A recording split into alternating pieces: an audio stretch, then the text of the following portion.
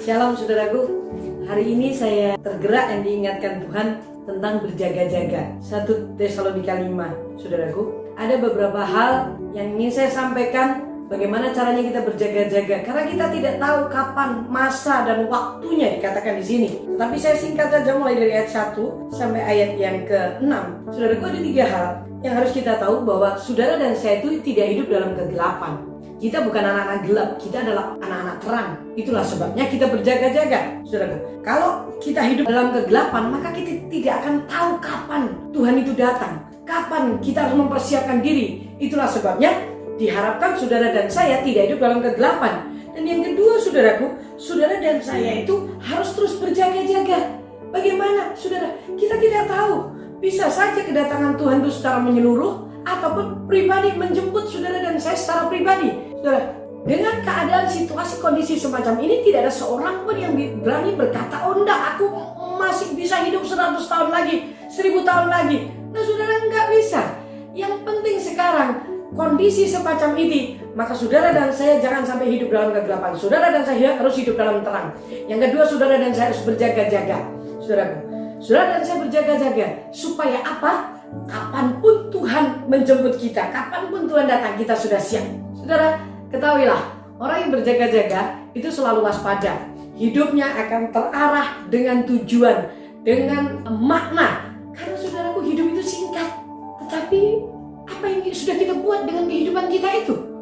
Ketika saudara dan saya melakukan apa yang Tuhan mau, maka kepuasan itu akan masuk dan menguasai hidup saudara, memenuhi hidup kita. Sehingga benar-benar saudaraku, kita berjaga-jaga. Orang berjaga itu siuman, saudaraku. Dikatakan yang terakhir adalah sadar. Jangan kau pingsan, jangan kau mabuk dengan keadaan yang ada ini. Entah itu berita buruk, entah itu berita baik. Sadarlah bahwa Allah mempunyai tujuan atas hidup saudara dan saya.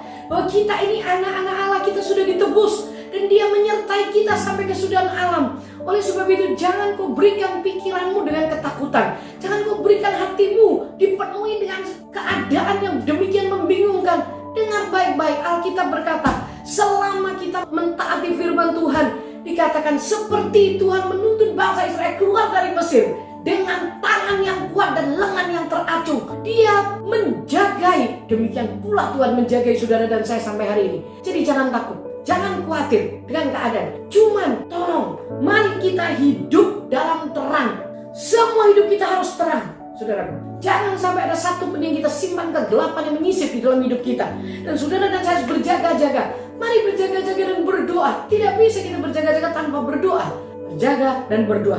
Dan yang ketiga adalah saudara dan saya sadar. Berarti kita harus siuman apa yang sedang terjadi. Ini, alam ini berbicara tentang apa?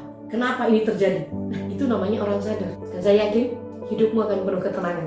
Kau akan melangkah dengan sukacita, dengan keberanian. Karena apa? Kapanpun Tuhan datang, kita sudah siap. Siapkan diri untuk sesuatu yang lebih besar yang akan Tuhan lakukan melalui hidup kita. Karena kita adalah anak-anak-Nya.